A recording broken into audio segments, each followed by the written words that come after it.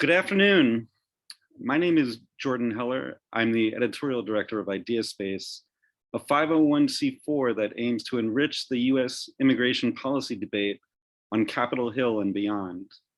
Much of our research focuses on policy ideas and legislation with strong bipartisan appeal, because after all, in today's hyperpolarized political climate, in which power is often wielded with razor-thin margins, bipartisan support is essential for converting legislation into law, which brings us to the subject of today's program, the Temporary Family Visitation Act, an active piece of legislation that would create a visa for foreign nationals wishing to visit family members in the US. The Temporary Family Visitation Act is remarkable for the bipartisan support it's garnered in Congress. Republican Senator Rand Paul introduced the bill in the Senate with Democratic Senator Richard Blumenthal as co-sponsor. Strange bedfellows indeed. The House bill boasts 17 Republican and 22 Democratic co-sponsors, with signatories as far afield as Donald Trump ally Elise Stefanik and Deputy Chair of the Progressive Caucus, Katie Porter. Joining me today to talk about the contours of the Temporary Family Visitation Act and the bipartisan appeals they make to potential co-sponsors and supporters in Congress are Paris Etemadi Scott, an advocate of the bill and legal director of Paris Equality Center, which offers legal representation to many of the same people who would benefit from passage of the Temporary Family Visitation Act. Say hello, Paris. Thank you. Thanks for having me, Jordan. Hi. And Morad Ghorban, who, as Director of Government Relations and Policy for Public Affairs Alliance of Iranian Americans, is serving as the point person, or quarterback, if you will, for moving this legislative football toward the goal line. Say hello, Morad. Hi, Jordan. Thanks for having me. Now, over the course of the discussion, feel free to send any questions you may have directly to me via the Zoom chat, and I will turn to those questions when we conclude the panel discussion. So let's jump into it.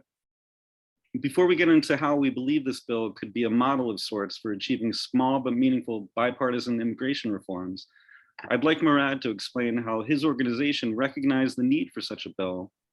Morad, if you will, tell us how you identified the problem that this bill aims to solve. Sure. Thanks so much again, Jordan, for the work that you guys do and Ideaspace does in this forum. It's very refreshing to have an organization out there that's pushing for bipartisan consensus on probably one of the most divisive issues when it comes to policymaking, and that's the immigration space. So kudos to you guys. In regards to your question, yeah, so one of the things that we do annually is a poll of the Iranian American community.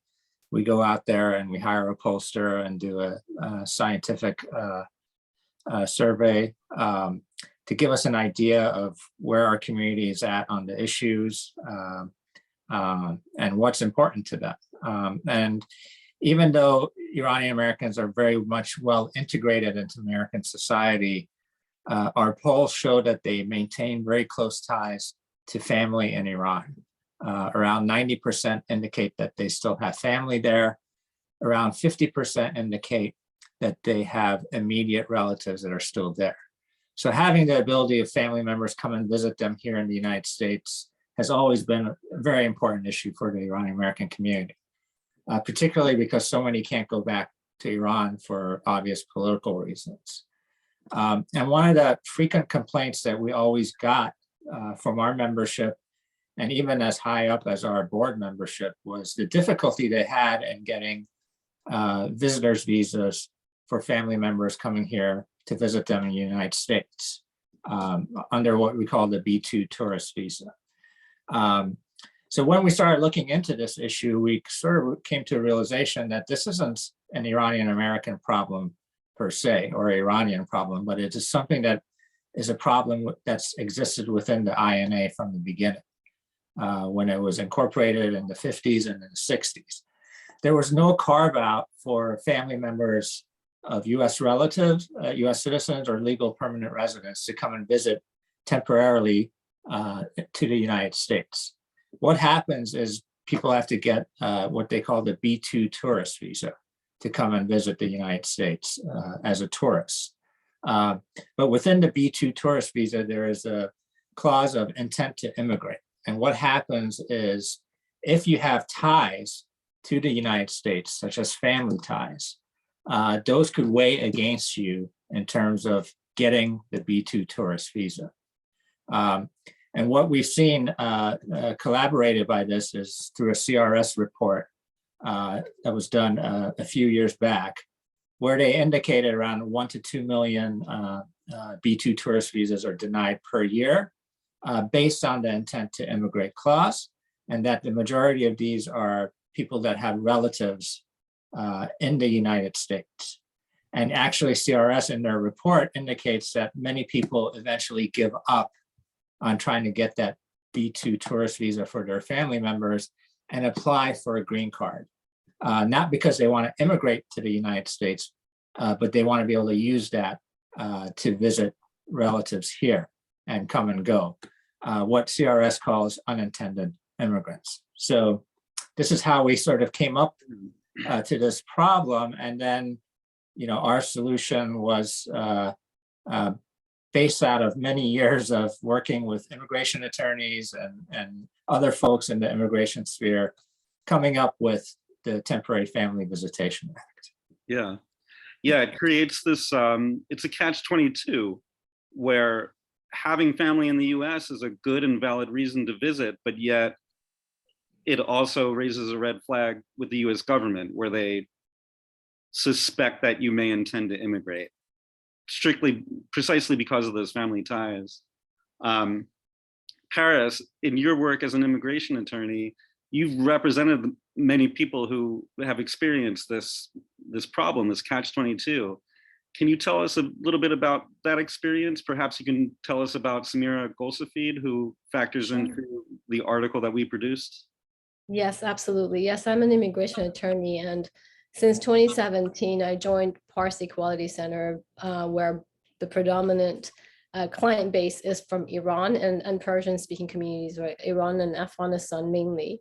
And I have represented clients who exactly fall within that catch-22. They've gone to the US Embassy to apply for a tourist visa or visitor visa, B2 visa, having disclosed that they have close relatives or immediate relatives here in the United States, and got a rejection because of that immigrant intent, and had no choice but to pursue an immigrant visa, including Golsafid, who was in your article. My client first applied, the parents, mother and father, first applied for a tourist visa in 2018 during the Trump travel ban, and were denied. Now, getting a denial during the ban was almost a de facto, but the denials were coming before the travel ban. It was the denial of the tourist visa has been, very much. I got denied a tourist visa when I first wanted to come to the United States, and that was back in the 80s. So, and just to cut in, there's no U.S. consulate office in Iran, so they're traveling great distances just to be denied. Absolutely. I believe in Samira's case for the tourist visa, they traveled to Dubai, yes. right? Yes. So yes, every time you want to apply either for a tourist or non-immigrant or non-immigrant visa, you have to go to a third country from Iran. So they got denied in 2018, and so she said, the only way I can do this is try to apply for your immigrant visa, your green card. And despite the fact that they really did not intend to immigrate to the United States, they had family back in Iran, they had their life, their savings, their house, they didn't want to immigrate, but that was their only solution at that point, because they wanted to come and see their daughter. And so she applied for the immigrant visa, and it took years, again, because of the travel ban, because of the extreme scrutiny of background checks. And eventually in 2021, they went to the US Embassy in Armenia, in Yerevan, and the mother was placed in administrative processing for no reason. She's an elderly woman. She's never worked with the Iranian government. She's never had any security issues, but she was placed in extensive background check. They gave the father the visa, but by that time, the three of them caught COVID. and they went to the hospital. The father never left the hospital. He died in Armenia. And when the father died, the mother's visa wasn't being issued. So I kept contacting the US Embassy asking for them to expedite the issuance of the mother's visa so that she could go to the United States and grieve with her daughter. Sure. And they were not doing that. So it took 8 months from the time the father died until the mother's visa was issued. So, and all told, I believe the process took from beginning to end, was it 6 years, I believe? 6 years. So because they started to apply for a tourist visa back in 2016, that was the first time they attempted.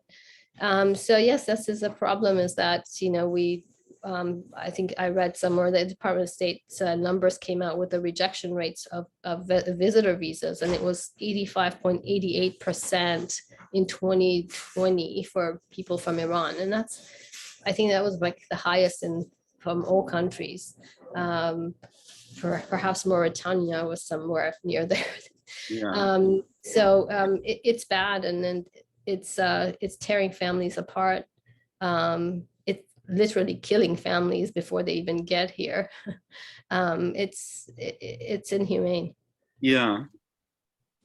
And does this situation also result in the citizens or green card holders here in the US moving back to their home country because they come here, they become a citizen or a green card holder, and then realize that they're isolated from their family and close ties?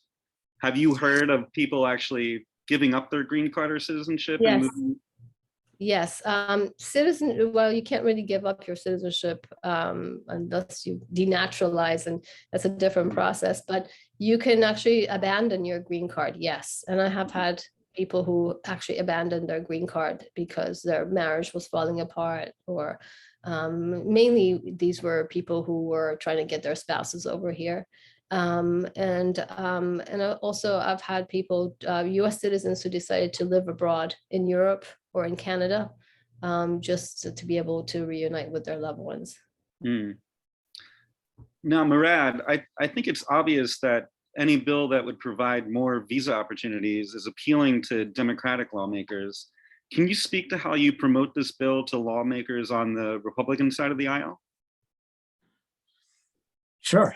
I mean, I don't think it's much of a difference, but I think the appeal to everyone first is, what is the intent of this bill? It's to reunite families for particularly special occasions like weddings, graduations, even unfortunate circumstances like funerals, things like that, right? And I think from a family values perspective, that's something that resonates with everybody, right? And then also, the potential economic impact of the bill. If certain people that have relatives here that are denied the tourist visa all of a sudden have the ability to come and visit for a temporary basis, and they're going to bring an economic value to the country, because what do tourists do when they come to the United States? They spend money. I think the U.S. Travel Association estimates around $4,200 is spent on an international traveler that comes for a 2-week period of time. From very much our own experiences, we know when our relatives come here, they spend a lot more. And how many people do you anticipate taking advantage of this new visa? I mean, I don't think that data is set, but if you look at the CRS report, anywhere between 1 million to 2 million that are potentially denied that could have access to this. The other thing that this bill does, because of the strict provisions that are in the bill, for example, you can't change your status if you're here on this visa. So it opens the door for a number of people that are waiting for their green cards to be adjudicated, to be able to come and visit the United States while they are waiting. And, we're talking about waiting times for some people that are 10, 15 to 20 years long. And under the current B2 system, they can't come and visit their relatives here there because of their intent to immigrate. But this bill carves out something for them to be able to use this visa to come and visit and then go back home. And maybe Paris could speak to how many people are in these long waiting lines, but that's going to open up the door for those people as well. Yeah, and as far as those economics, if 1 million people take advantage of this and each visitor spends $4,200 on a typical visit, that's billions of dollars added to the US economy, which I imagine is appealing to lawmakers on both sides of the aisle, but especially Republicans who in their brand are more concerned with the economy. Yes, I think that's a fair assessment. Mm-hmm. And as far as the economy, there's also this situation where you have a number of families who are opting to hold weddings outside of the US, correct? You've heard stories of this?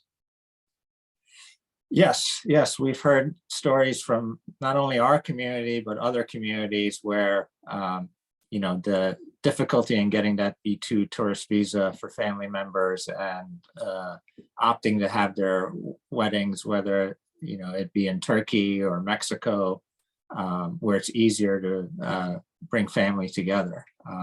We've heard several circumstances of those things happening. And what are the challenges to garnering Republican support? Can you speak about some of the tweaks that you have made to the bill to get some Republican lawmakers off the fence, as far as the work you've done on provisions about guarding against overstays?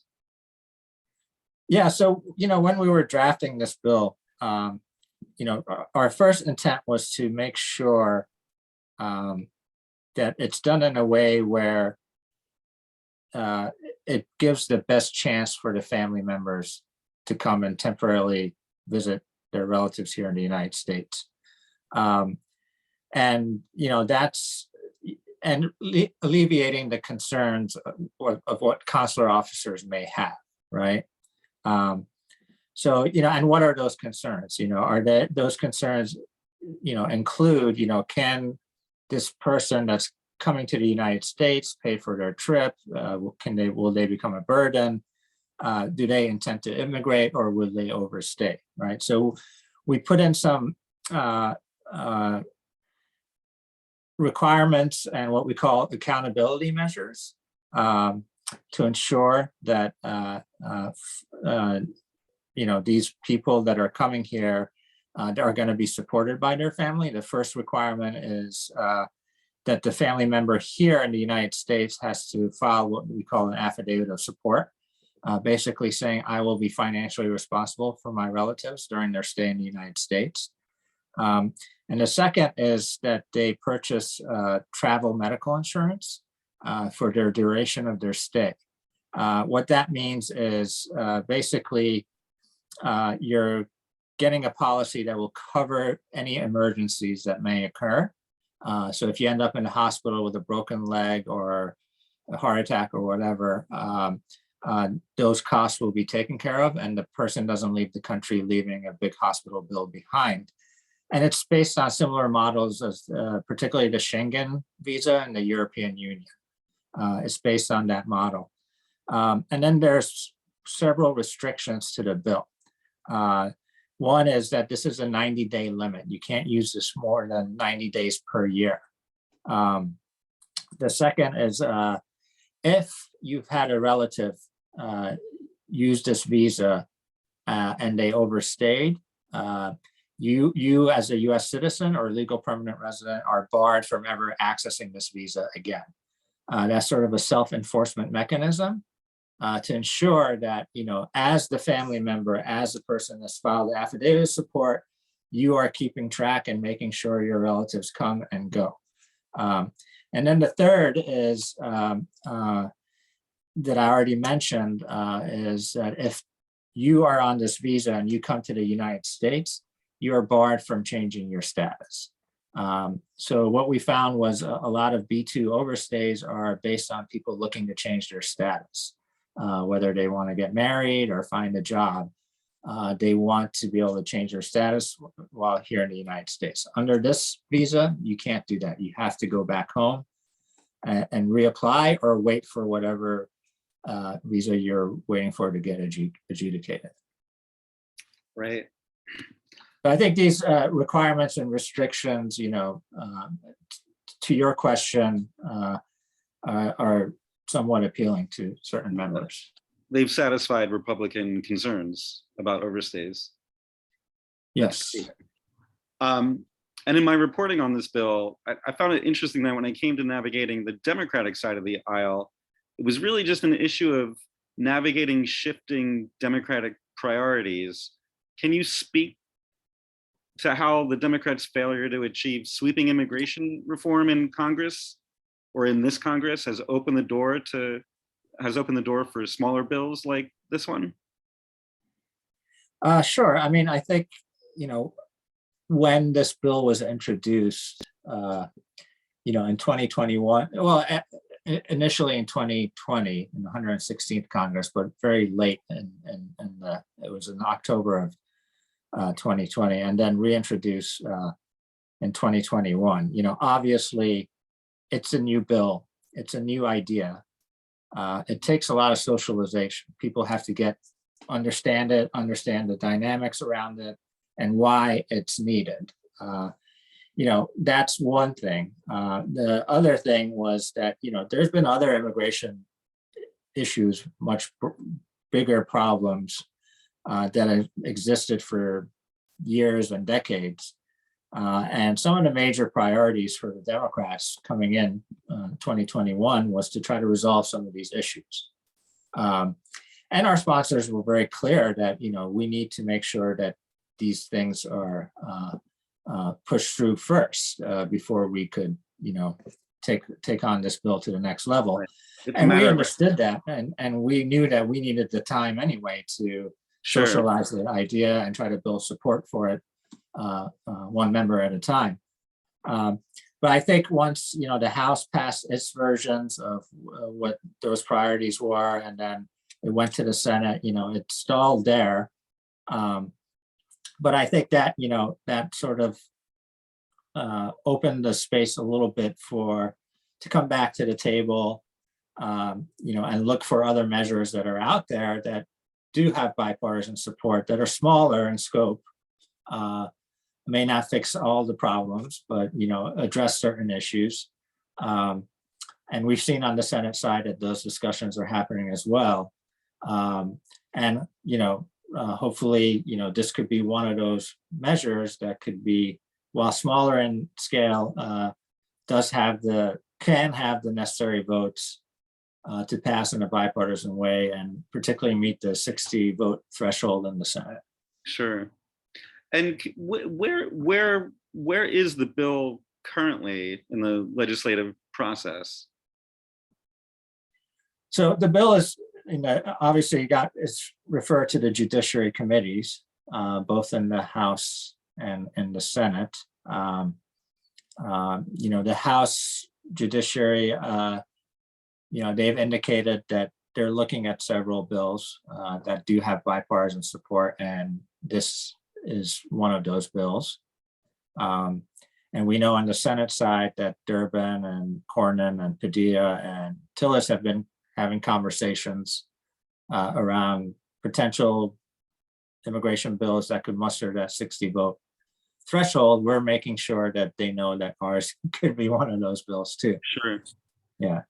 So the hope is that, you know, as we continue to build support in the House, that they will take this up, and potentially this could be one of the bills that could be marked up. Yeah. And currently it's in the House, it's 22 Democratic co-sponsors and 17 Republican co-sponsors. Is there a certain threshold that you look toward in order to force leadership to act? You know, I don't think there's a specific threshold. There isn't like a number that says, okay, if you get 50, we have to act on this. You could have a bill that has 200 co-sponsors that will never get marked up by the committee. You could have a bill that has 10 co-sponsors that could get marked up by the committee. So there isn't a specific threshold, but I do think it's important to have as many co-sponsors as possible and try to have it as evenly as possible between Republicans and Democrats, because that shows the committee and the leadership that, you know, this is a serious bill. It's got good level of support on both sides. And it's something that could be done in a non-controversial way. They don't need to make a fight over this, right? And, you know, hopefully this will go through the committee, and if not, you know, the committee could release it under, and then, you know, bring it up under suspension, under suspension bills that are basically set for non-controversial measures. Yeah. Well, we wish you luck. It's a very smart and common sense bill that certainly deserves more support and would obviously help a lot of people. Before we conclude, Paris, is there anything you would like to add? I just want to go back to the point Morad made about people who have applied for an immigrant visa, green card, and waiting, and how this bill can affect them. As Morad said, when you're from those sort of Muslim majority countries or problem countries, countries who need to apply for a visa to come to the United States, when you have a pending immigrant visa, so whether it's filed by your parents or by your spouse or your siblings, when you go to the embassy to get a tourist visa, they'll say, wait a second, you have a pending immigrant visa, and now it doesn't match with your tourist visa that you're applying for, so I'm going to deny it because you obviously have immigrant intent. Now, I've had clients from England, and then he was waiting for his US citizen wife's petition, and he had no issues. He would just come back and forth because he was under the visa waiver program. He doesn't need a visa to come. But I have all my clients from, you know, those countries that need a visa were routinely rejected for a tourist visa because of their pending immigrant visa. So you can imagine, for a sibling petition, it takes 14 years for you to get your green card if your sibling applies for you, if your US citizen sibling applies for you. Imagine for 14 years being separated from your sibling and not being able to see it. This is what's happening right now. Yeah. And this bill, this visa, would help that person who is waiting for or her green card as a sibling petitioner, petitioned by the US citizen sibling to come and visit during those 14 years. Yeah. Why should that person be deprived? Which has happened, you know, routinely over the course of the past 40 years for people who, notably people from Iran. So this is a massive game changer, and putting the dollar sign aside, it's just the people that I deal with, their lives have been upended by this extended family separation, and they have no recourse, and this will really open up massive doors for family reunification. And when we're talking about parents or grandparents, people who are elderly, 14 years could be the difference between seeing your family or not. Yep. Yes, I mean, a US citizen parent applying for a married child takes 13 years waiting. Yeah. So in 13 years, they can't visit each other. Yeah, and just to add to that, I think the longest waiting periods are for people that are from India and China, I would say. And Mexico. And Mexico. So yeah, they're going to be greatly impacted. Yeah. You know, because throughout these periods of time, they're missing weddings, they're missing graduations and other family occasions. Yeah. Well, thank you so much for joining us to talk about the Temporary Family Visitation Act. We will look forward to following its progress and hopefully its success in Congress. And thank you all for joining us, all you out there in Zoom land. We look forward to engaging with you soon. And that concludes our program. Thank you very much. Thank you. Thank you.